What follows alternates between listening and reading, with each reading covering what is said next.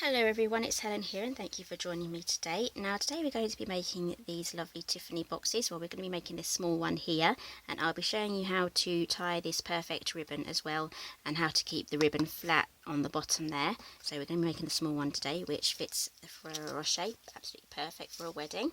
And the larger one will fit some larger treats. So these are chocolate foiled balls. These are in silver. I got those from Amazon. So this larger one here will measure is 2 by 2 by 2. So it's a 2-inch cube there, and this one is 1.5-inch cube there. So you're going to be needing 2 pieces of cardstock here. Don't worry about writing any of the dimensions down. There'll be a link down below that will take you direct to my website, and there'll be measurements for both of these boxes here. And if I do get time, I will do a larger 4x4 box measurement as well, so you can make a lovely, trio of boxes. So this is Pool Party from Stampin' Up. All the materials will be on my website as well, so you can use exactly what I'm using.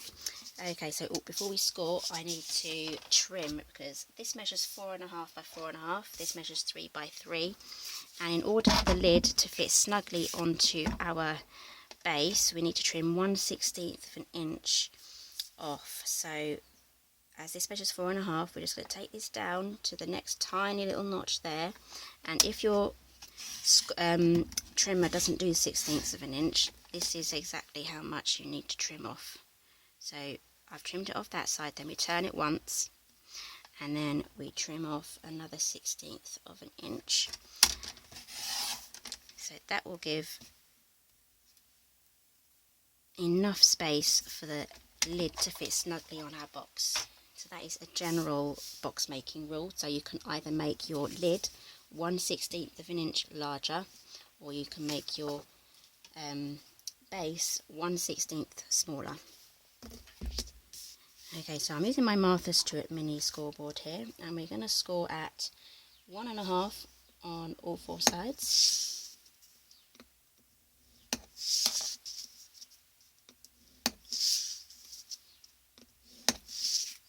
Onto the lid, 3/4 of an inch on all of the 4 sides.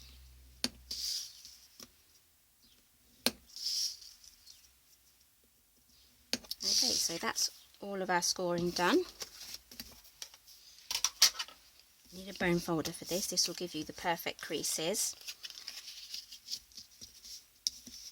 This will definitely give you a professional finish to your projects.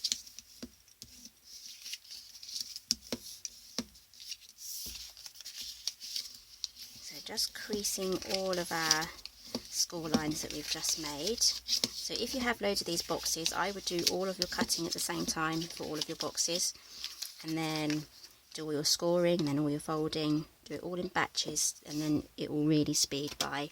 Okay, so now you need some scissors here, and we're going to be cutting up.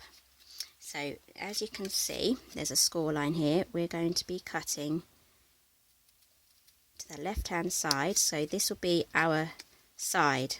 So we have to keep that side straight and perfect, and then we're going to taper in and cut off that score line completely, and then we're going to trim off and just do that as well. So we're tapering off the side, so when we fold our box in, we won't have any overlap of this area here sticking out the bottom of our box, because that won't look very nice. So just go round, just snipping off these edges. And if this is the first time you're making a box, have a little practice first. It's normal to make loads of mistakes and get really annoyed with yourself. That's quite normal. I mean, I did that when I first started making my boxes, and you think, why did I make that mistake? That was silly. But you learn, and you learn to concentrate better. So just take your time if you're learning new. Don't get frustrated with yourself. Just take a break and then come back to it, and you will master it. You will get good at it. So that's the lid.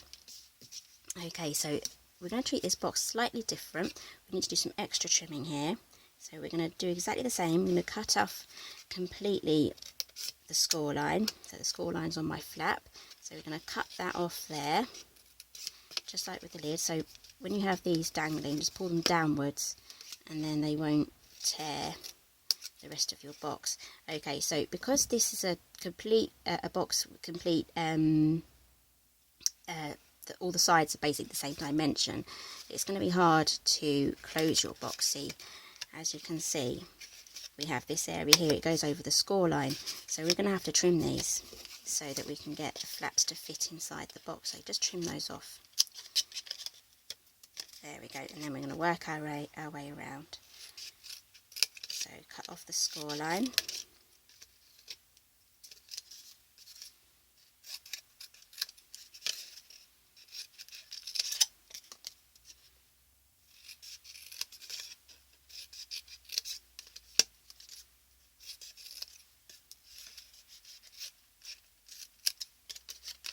Last one, and then we can get gluing.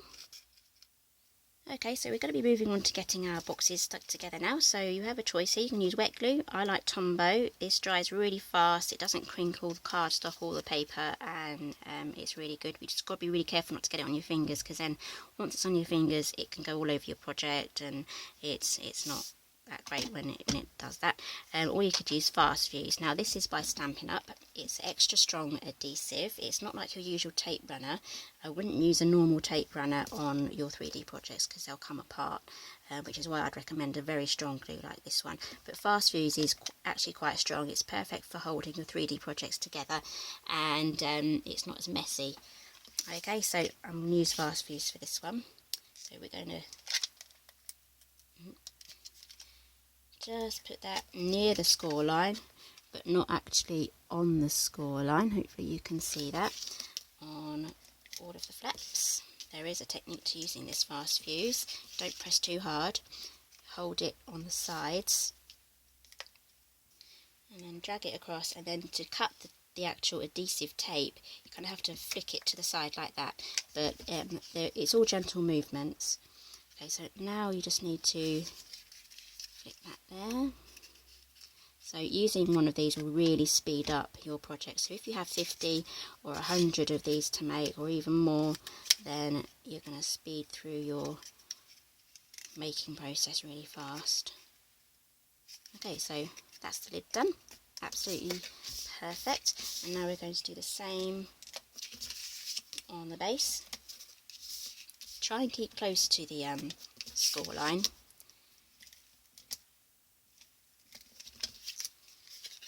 But not actually on the score line. So exactly the same. Get your box stuck together. Oops, I didn't trim that one. I bet you saw that as well. There we go. Pop that in.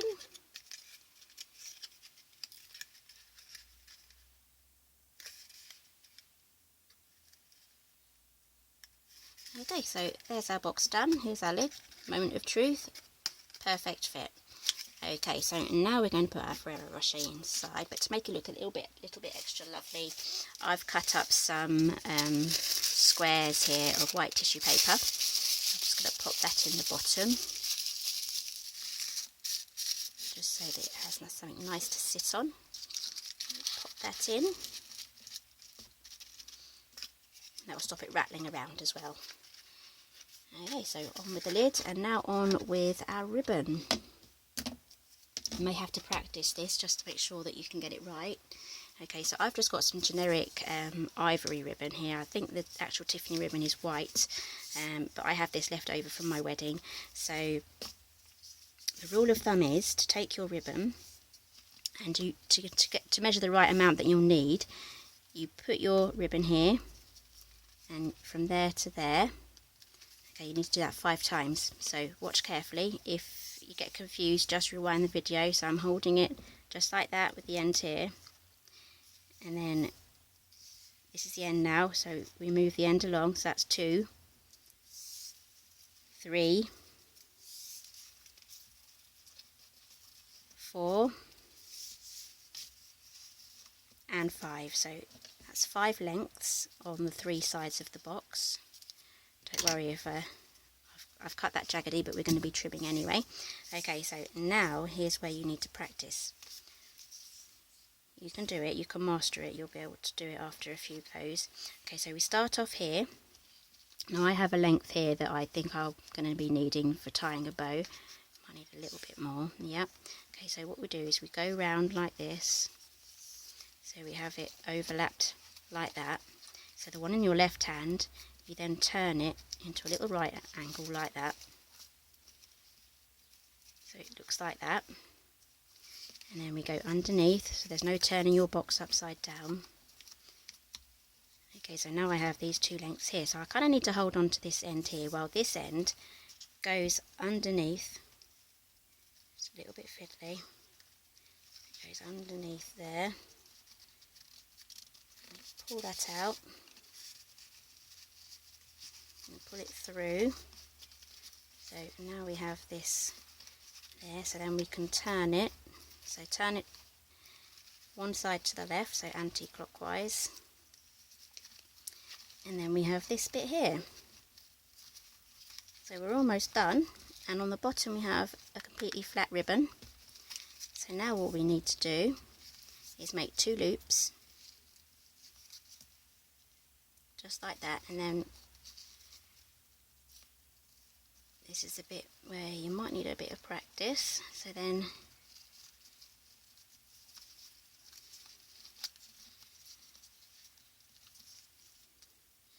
okay, we're ready now. There's a gap just here. We need to take the front one round to the back and then through the hole there. And then this tail here likes to flip over. And then we pull. Turn it round. Sort out your tails. Just like so. And then we can sort out by tightening and loosening. So I think that needs to go behind. Yeah, that's it. So after a bit of practice you'll kind of get to know the nature of how these bows like to go.